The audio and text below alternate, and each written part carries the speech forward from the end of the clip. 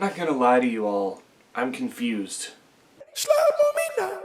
Now that MGK got beat by Eminem in a rap beef and is done acting, he now decided to turn to pop punk as I guess his last second savior here. I don't necessarily know. All I know is his last album, Hotel Diablo. I don't remember doing that well as it probably should have. So here we are with Tickets to My Downfall, I don't know how many albums MGK has had out, but it's his debut at trying this pop-punk thing.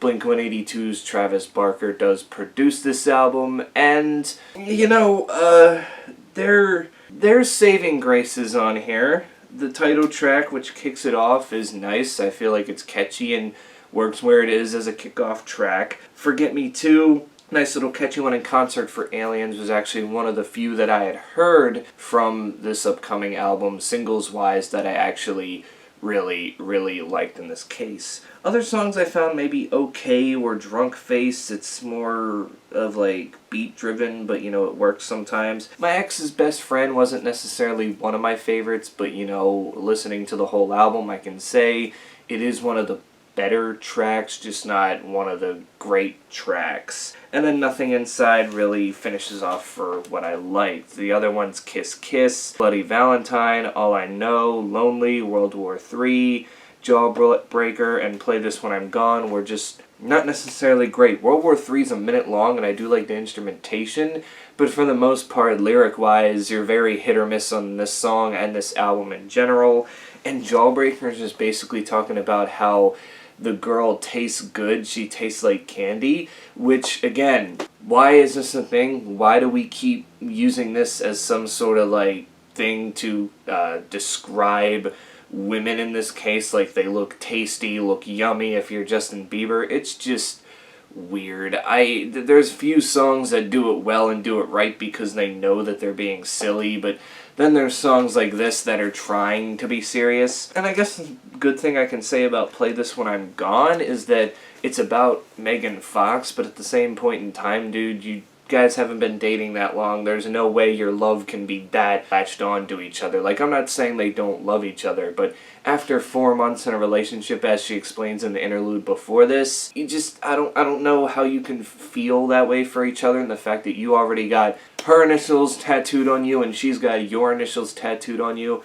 A little embarrassing, because if there's one thing you learn about relationships is to not get your spouse's initials or name tattooed on you. No matter how good the relationship is going, you just don't do that, because then if you have to break up, then you have that person's name on you forever, and then you'll have to either spend more money to get the tattoo removed or get it covered up with an even bigger tattoo. I don't really know. That's not something that I would say would be good to do. There are features on this track. Halsey does a good job on Forget Me Too. That was definitely surprising. All I Know with Trippie Redd, I don't necessarily know how I feel. I put it my least favorite, but Trippie Redd was better than expected, I guess. My Ex's Best Friend features Black Bear, although he's not credited, which is weird, but I thought that was okay.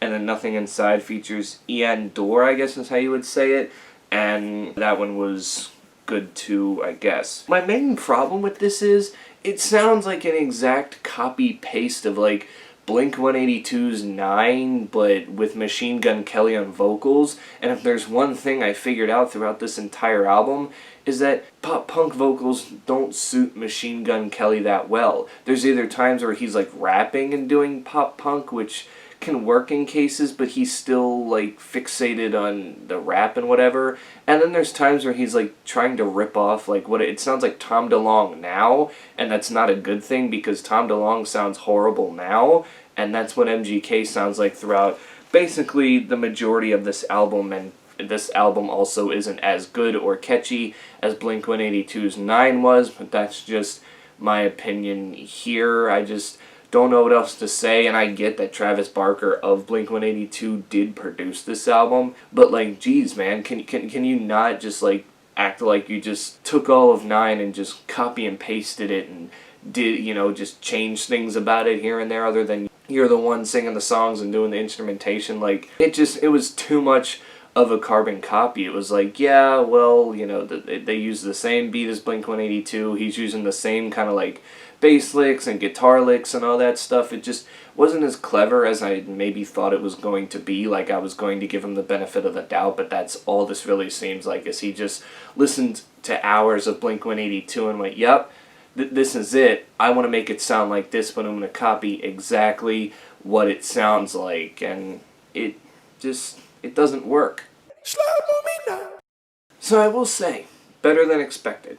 I'll come out and say that. There was definitely a lot more that I did enjoy that I thought I wasn't going to enjoy. And, you know, at least he tried and proved to us that there are some occasions where he can make this sound good. But in my opinion, my enjoyment level, I'd have to give it a 3.5 out of 10. It's just, there were good moments, and then there was just like cringy moments, and the cringy moments really brought this album down, whether it was just the features, the lyrics, which was probably my main concern with this, because I get pop punk doesn't necessarily have the smartest of lyrics, but like, he used all the stereotypical like pop punk, like, I'm sad, I miss you, fuck the world, and it's just like, bro, like, at this point, it doesn't even sound like you're trying. You're just mixing all these stereotypes together and trying to make a song out of it, and that's where it really fell flat, in my opinion. But, yeah, that's it for me. You guys can tell me in the comments below, what did you think of this album? Did you like it?